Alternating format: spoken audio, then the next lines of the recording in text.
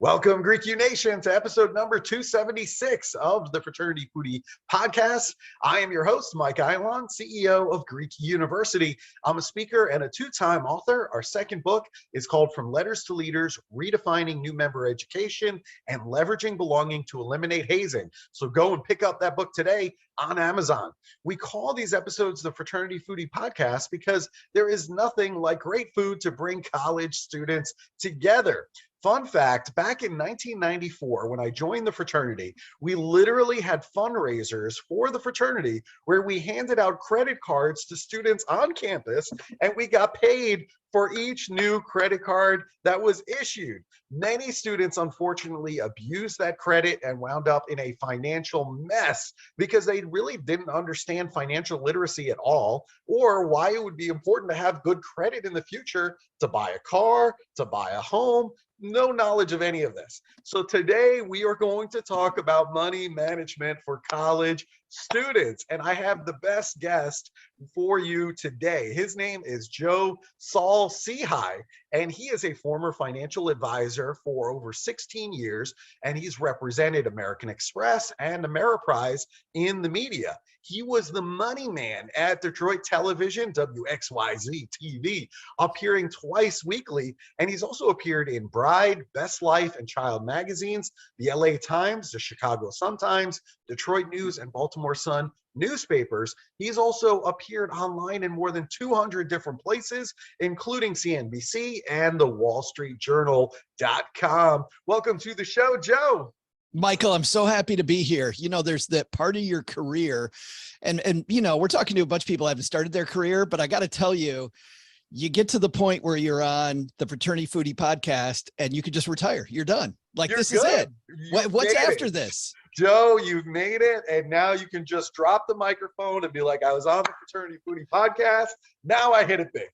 Nothing better. I'm so excited. This is going to be a lot of fun. It'll be a lot of fun. And you know what? Your words are so needed because you're talking directly to college students all across the country. You know, they need this information more than ever. And so let's talk about, let's go way back, right? We're going to go back to your undergraduate experience. You decided on the Citadel in South Carolina. So I want to know, what made you choose this particular institution? Yeah, it's a whole different type of fraternity, isn't it? Yes. Where you get your head shaved and you march and talk about hazing, like you were talking about in the introduction. You know, no hazing in quotes at the Citadel. There was none. I have a feeling there was some hazing going on. Might have been a little bit, but you know what? It actually, the stuff that they did, in all seriousness, made me stronger, and that's really what I needed. I was, I thought that I wanted to go to either the University of Michigan or to Notre Dame. They were both kind of in my backyard, being a guy from West Michigan, from the Kalamazoo area. Mm-hmm. And I didn't apply, Michael, because of the fact that I had supposedly this full ride scholarship to the University of Nevada. I had gone out and visited. I was a track and a cross country runner. And so, you know, the dates to apply at these schools all went by. I applied nowhere. And then the day when my letter was supposed to come to sign, my national letter of intent signing day for athletes came in April, and there was no letter. And there was no letter the next day. And there was no letter the next day. And my mom calls the coach and she goes, I remember, she's standing at the phone and she goes, well, you have a very disappointed young man here, so you should let him know. And the coach gets on the phone with me and says, we have a new athletic director, and they cut our scholarships. And by the way, they were a great track and field program. They were a great cross country program. I was going to be, runner number 11 on this team of great runners. And the new athletic director is putting money into football. And still today, the Wolfpack, pretty darn good at football, pretty good at sports in general. So whenever I see them on TV, I'm like, that's my scholarship that went bye-bye. So here I am. It's mid-April, my senior year of high school. I have applied nowhere, absolutely nowhere. And so I went to, this is before, this is pre-internet because I'm an old guy, but I go to my guidance counselor at my school. He takes out this Peterson's Guide to Colleges. They still have this thing. And he takes one of those giant size floppy disks they used to have, sticks it in his computer. And he could not hook up a printer to this thing. And I couldn't sort. I had to go college by college through all of these colleges that had track and cross country, because now I was going to try to get into a good school the back doorway, right? I had to have a coach that would let me in because admissions had closed. And so my mom worked at a church. They had this, another old guy reference. They had this mimeograph machine, Oh, no. which was, so this is before, holy crap, am I old? This is even before like the Xerox, or the copier. So, they're like cranking out these blue ink 2-page letters. The first page just said what my situation was. The second page was actually my time. So people could see that I wasn't full of crap, that I really had done this. So anyway, to make a short story really long, my homeroom teacher in high school allows me to turn this 15-minute homeroom period that we had into an assembly line. And everybody in my homeroom, all like 25 kids, would put these 2 pieces of paper together, would fold them, would address envelopes. And my mom made me buy the stamps, and I ran out of money. So I made it through Emory. I made it through E, and I also made it backwards through University ofs, like all the University of. So I wasn't going to anything that started with a G or anything past the letter E and before U. I wasn't going to go there. Wow. But what was cool about this was when you take matters into your own hands, and this is kind of the same thing with personal finance, when you take control, great things happen. Because I got to tell you, my phone about a week later starts ringing off the hook. My mailbox is full of letters from all of these college coaches.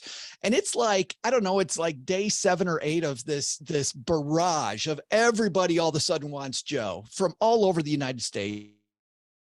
And it was flattering. It was awesome. But I get this third call of the day, and this guy's talking to me about warm weather. I'm in Michigan. Talks to me about warm weather, talking about palmetto trees, gorgeous stuff. And I go, Coach, I'm sorry. You're my third call of the night. It's like day 8 of this barrage. I don't remember the school that you're talking about. Like, I have no idea. And he said, it's the Citadel, at the time, men's, now it's co-ed, but at the time it was men's military college of South Carolina. And I said, oh, no. This is my friend Pat had told me, he's like, let's send it to the Citadel. I said, why would we send it to me? Why would you send something for me to a military college? And he's like, dude, it's just one stamp. Let's send it as a joke. Let's just do it. And so I told him, I said, my friend Pat, this was a big joke. He goes, let me just send you the package. So a few days later, I open up this package from the Citadel, and it is so amazing, Michael. There's this picture of this badass uniform, and it says the Citadel, where manhood meets mastery. But I open it in my bedroom. Let me describe my bedroom to you. It's a bomb had gone off, but it had gone off like every day. And I realized that I was kind of lazy, and I wasn't very disciplined. And I really thought, it's funny. This is probably what I need. And by the way, one of the best moves ever. At 18 years old, I go, you know what? I think I might need some military. I had no interest in going in the military. I didn't go in the military. My dad was in the military. I have cousins in the military. We, on our Stacky Benjamins podcast, Navy Federal is a big sponsor of ours. I love military stuff. And that experience was fantastic. Military, not for me, but man, the Citadel was a heck of an experience. Wow, that sounds like a heck of an experience. And we do love Navy Federal. My wife actually does all the residential mortgagues in, let's see, Tennessee and Kentucky for Navy Federal Credit. For Navy Federal, nice. Yeah, so it's a great company, and boy, oh boy, a lot of assets there at Navy Federal. So I'm happy to see that they are aligned with you. I think that's fantastic. Now, you signed up for a free credit card at college. You started buying drinks for everybody that you knew. So what happened the day the bill showed up? Oh, no. I did worse than that. I actually did worse than that. Here's what I actually did, because you said you went around campus doing credit card applications. Oh, yeah. So first week of school, dude, I walk into Mark Clark Hall, which is our student union, and there's this line like out the door. And what's amazing is today, I think this is a line of people trying to get into debt, right? It's a line where I can get into to my eyeballs in debt. Let's get in this line. I don't remember if it was a stadium blanket or a Frisbee or what the hell we were getting, but I got in line. And in my family, we'd never talked about money. So I get to the front of the line and I'm very honest. I put on this application, income, 0. I'm in a military college. I can't get a job. Assets that you have, none. I got nothing. Of course, I write all this factual stuff down about what a crappy risk I am. You know what happened 3 weeks later? You got that card. My American Express card shows up, right? Which is, by the way, it's amazing to me that later on I represented this company after I totally trashed my credit with them. But the cool thing was I got to tell people how to not trash their credit. Right. But so here's what happened. So I get this card. First time we have leave, we go to North Charleston. There's this cool mall there. And we go to this exclusive restaurant, me and like 7 of my buddies, who, by the way, I've only known now for 2.5 weeks, and I'm trying to be their good friend. So we all sit around this very exclusive restaurant called Ruby Tuesday. Don't know if you're familiar with it. They have a salad bar. It's a very exclusive, very exclusive. Yes. But the bill comes, and I didn't just buy them drinks, man. I said, I got this for everybody's lunch. Oh my gosh. I had no idea, by the way. It never crossed my mind, Michael, that the bill was going to come. To your question, I had no idea the bill was going to come. So I just buy dinner for everybody. Thinks I'm awesome because I'm buying for everybody. I go down to the other end of the mall, Nordstrom, and there is this, it's 1987. And there's this sweater. You think Nordstrom, like most expensive store in the mall. And this is a Duran Duran badass 1987 sweater. It's got like this paisley collar, this like deep purple, just think 1980s and you know it. But I'm in Charleston, South Carolina. Number one, it's cold like 2 days a year. Why do I need a sweater? Number two is I'm in a military college. I can't even wear a damn sweater. And I buy this sweater, this super expensive sweater. Well, 3 weeks later, I'm old enough again. God, I'm telling a lot of old guy stories, but I'm old enough that getting mail used to be exciting. Like it was super exciting. And you had to walk to Mark Clark Hall, and there was this little like glass front in your mailbox. And whenever there was mail, it was awesome. And I remember this particular day, there's mail in the mailbox. I open it up and it's from American Express. I'm like, oh, my good friends at American Express are sending me a note. I wonder what this is about. I open it up and it's a bill. I got to pay for all this stuff. I'm like, what the hell? American Express. I thought we were friends. And so I did what any sane person would do. I called my mom and I said, Mom, we have a problem. And Mom said, no, we don't have a problem. You have a problem. And 60 days later, the card was gone. My credit was trash.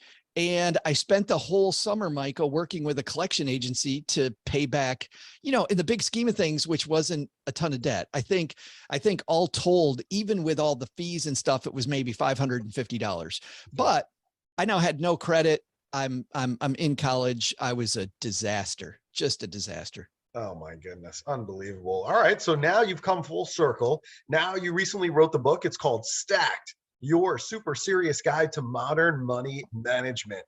And in the book, you talk about timeline your goals. What in the world does timeline your goals mean? Why is that important? Man, this is big. This is huge when you're in college because of the fact that so many of your goals are so far away. And studies show that your brain, when you're saving for this long-term stuff, your brain doesn't even know that it's you. Like if you're putting away money for quote retirement and you're 20 years old, 21 years old, 19 years old, your brain, Michael, my brain would think that putting it in your account or my account, frankly, it doesn't matter. And this is all kinds of studies they've done on this because your brain doesn't associate this thing way in the future with you today. So you have to paint this picture. You got to make it real because of the fact that you've got this huge opportunity. And by the way, this isn't just financial goals. This is all the things that you want for yourself. So what I like doing is take out a sheet of paper and on one hand, put yourself. And I have a little sheet of paper here for Michael, but a little sheet of paper, you see my stick figure, doesn't even look like a stick figure. Yeah. And then you put these bags of money for all these different goals that you have. And what's cool is if we're sighted, in other words, if we're not blind when we're born, we from the moment we are born, we get spatial recognition very quickly. We have to learn to talk. Like that takes a couple of years. So while words are okay, visualization is something that's innate. It's part of who we are if we're born with sight. So, you know, you're there, I'm here, this microphone is here, these headphones are here, like the spatial. And when I see these goals up against each other, my subconscious brain starts going, ooh, this one's really close. That one's really far away. It would be dangerous for me to only look at this goal and not put any money toward that long-term one. Also, on this little sheet of paper that if you're just listening to the audio, you can't see, I've got two of these together. My twins were maybe going to go to college at the same time I want to be financially independent. Doesn't mean I can't get both of them, but it does mean that there's going to be some cash meltdown years during that time. So if I put my goals on a timeline, this is what I like about vision boards, by the way, you know, put up that vision board of that thing that you want, and you're far more likely to get it than if you just write out, you know, nobody works on their New Year's resolutions because they exist in this vacuum. You know, your New Year's resolutions are great and then real life shows up. The papers due, it's finals, you got all this stuff. But if you have a vision board and you see this thing every day, you're much more likely to get it. And if you put them on a timeline together, you can then also start when you start getting an income, which is really cool, by the way. When you get out of college and you have your first paycheck, you know what people are used to doing in college? They're used to living on less. And I'll tell you the three most dangerous words that people say to themselves when they graduate, Michael. I deserve it. Oh, yeah. I deserve it will kick your ass. We'll smoke you. So instead realize you're used to living on less. And if you can do that, if you can continue to live on less for maybe the first 3 or 4 years that you're out of college, and just sock that money away. There's this cool, I'm going to go on a little diatribe if you don't mind, Michael. There's this cool rule called the rule of 72. And let's say that you're 20 years old right now and you manage to put $2,000 into a Roth IRA, just $2,000 into a Roth. How do you do it? I don't know. You go work side jobs, you know, you go drive Uber, you do these, you do whatever. So you put $2,000 away. The rule of 72 says you take 72. It's this mathematical magical number. Divide the interest rate you think you're going to get into 72, and it tells you how many years it's going to take that $2,000 to double. So over long periods of time, if you use the stock market, we can very reliably plan on 8%. Not in 1 year, not in 6 months. Like you look, stock market's a disaster right now. Great time to start investing, by the way. When the market's down, it's great. But over long periods of time, 8 is a very conservative number. The stock market's done about 10.2 over 10-year periods. So if we use that, 8 divided into 72 is 9 years. If you put $2,000 into a Roth IRA when you're 20, that money's going to double when you're 29. It's going to double again when you're 38, when you're 47, when you're 56, and when you're 65. And a lot of people retire at 65. So we'll stop there. It's going to double 5 times. So you're not putting $2,000 away, Michael. You're putting that first double is $4,000. Second double makes it 8. Third double makes it 16. Fourth double makes it 32. It's $64,000 toward retirement, just $2,000 today. So if you can avoid the I deserve it, and you can instead put that money away just for a few years. Imagine if you're able to save $25,000 by the time you're 25 years old. Do the rule of 72 on that. Holy crap. Yeah, that's a lot of money. You're living large. Yeah, you're absolutely right. I think the big issue is college students say, I deserve it. And you know what? I did the same thing. I'm not sitting here preaching that I did all I totally did. Things. I mean, the first thing I did as soon as I got that big paycheck, I went out and I bought a brand new white Mustang because of course I have to have a nice car because I deserve it. What a mistake that was. So don't do what I did. Don't make that mistake. Instead, put that $2,000 away, exactly like Joe is saying, and it's going to be worth so much more to you later. Oh. So exciting. Yes. Oh, I did the same stuff. Yeah. I didn't get it until I was already a financial planner, Michael. I was, and what a sham I was teaching other people about their money for about 2 years. I was really good at it. I'm making money hand over fist. This is another thing you can't do. You can never, there's a lie. And the lie is this: I will earn more and it will solve my bad money habits. It won't. Whenever I made $100, I spent 120. If I made $10,000, I spent 12,000 because I had horrible money habits. And I finally got to the end of my rope a year and a half in of telling everybody else what to do. And I'm, by the way, taking none of my own advice. I'm driving in the crappiest car that speaking of cars, I had to park my car around the corner of the office so that my clients wouldn't see how crappy my car was because nobody would trust me driving this thing. So I run out of gas. I run out of gas. And I have no money. I have no credit. I'm shaking the seats trying to find change. I find like 85 cents and I have to walk to this marathon station where the dude does not want to give me the gas can because he thinks I'm going to steal it, by the way. Wow. Which, by the way, there's this study that shows that of 330 million people in America, nearly half of them say they've cried about their money. This is the day I cried about my money. So I get the gas can. He finally gives it. I put 85 cents worth of and it. I go and I fill up my tank and then I steal the gas can. No, I'm kidding. Wouldn't that be horrible? No, you didn't. Wouldn't that be horrible? I did not.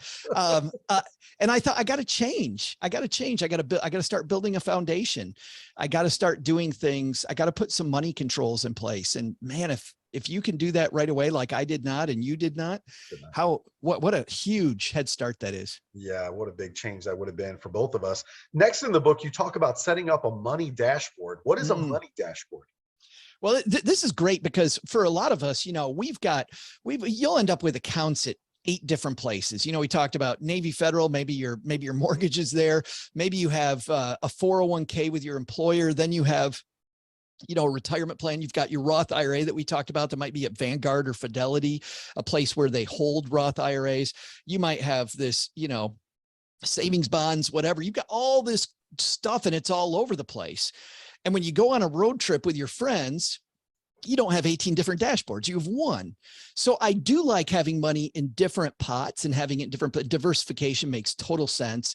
But you have to have some aggregate spot where you look at it all. And so I like some of these apps that are out there like Mint. Marcus, Goldman Sachs has a product called Marcus Insights, which is used to be Clarity Money, which is another free app. You don't even have to be a Goldman Sachs Marcus customer to use it.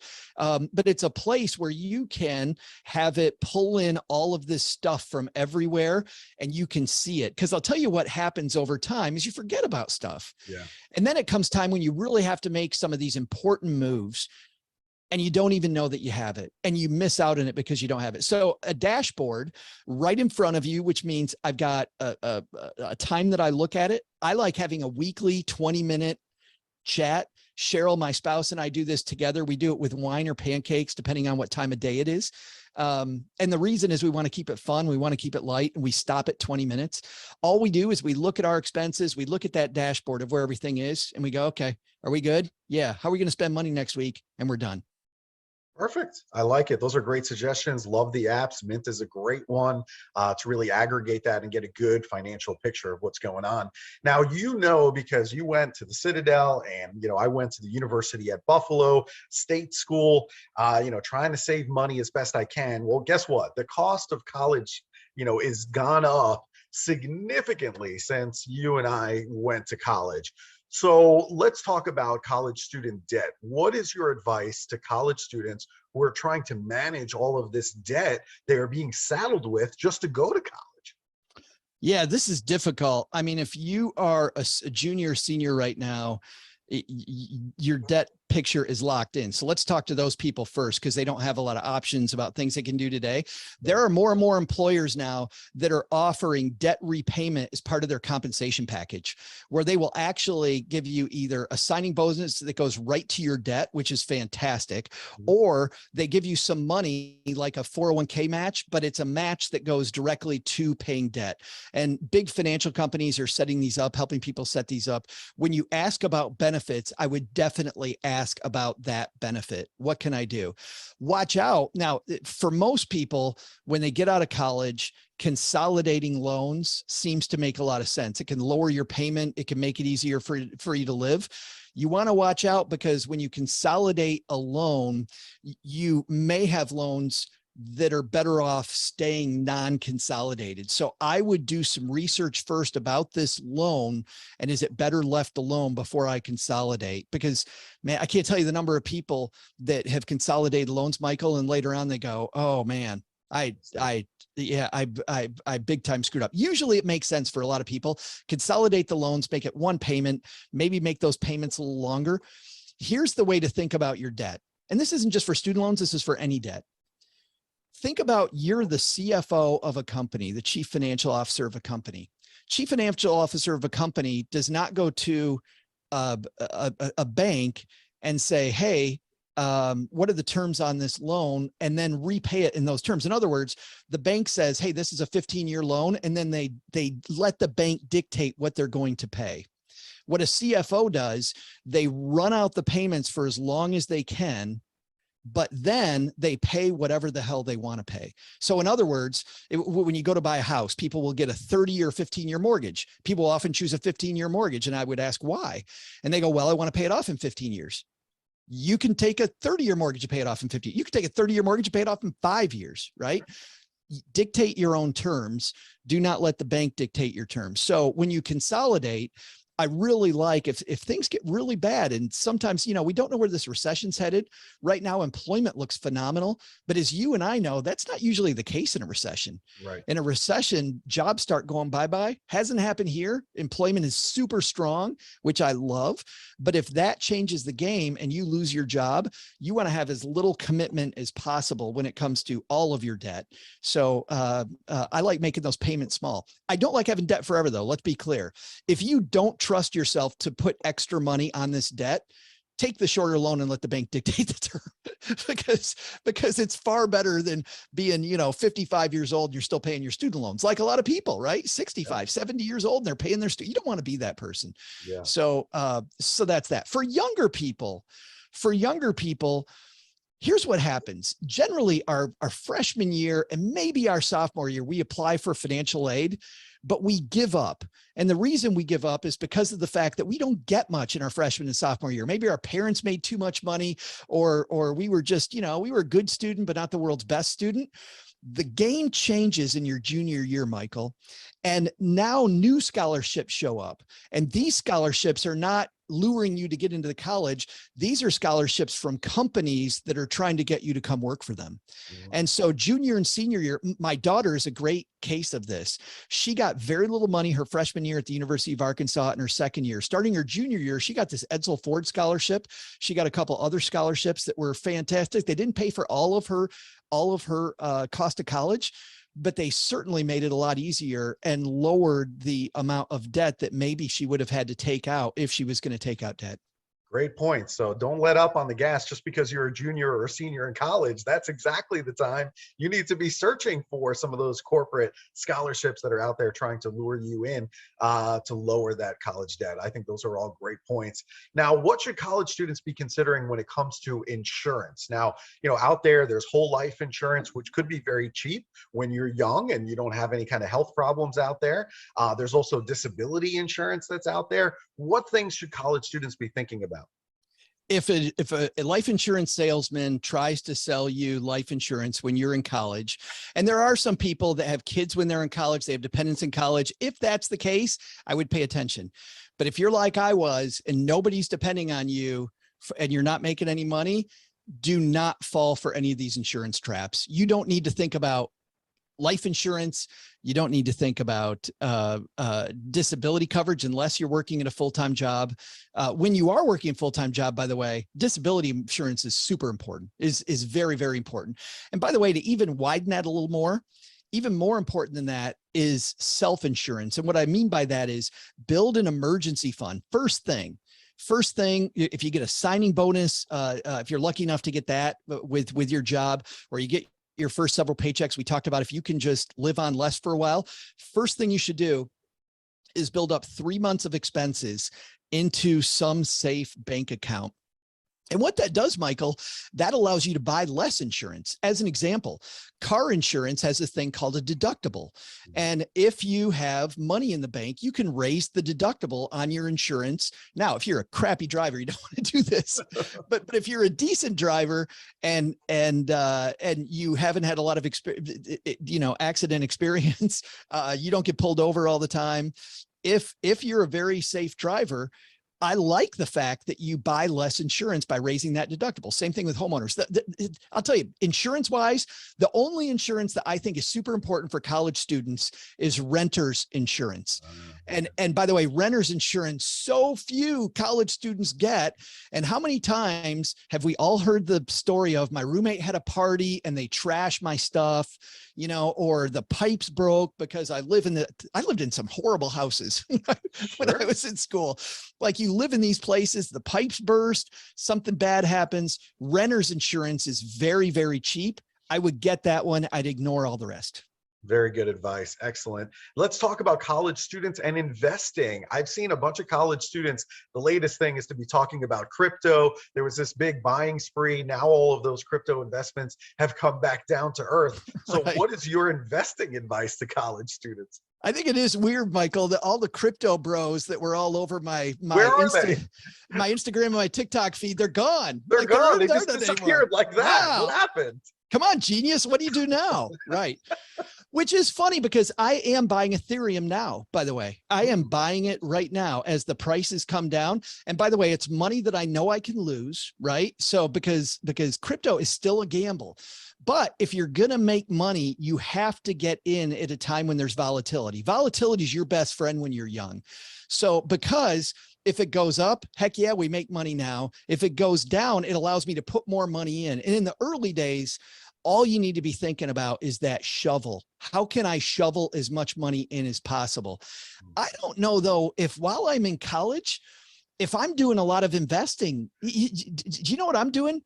I'm investing as much as I can in me, in my brain power. I'm taking this time to get that footing. I'm maybe putting that cash reserve together, making sure that I get a good job so that I can come out of the chute and save a ton of money. Now, if you got a good summer job, certainly make a Roth IRA contribution with that. A great place to hold that is one of the name brand firms. I myself, like low cost investment companies like Vanguard, Fidelity has some great things, and just put it in an index fund. And I would, by the way, this is a problem I see when college students do invest. I see this far too often. They get worried about risk.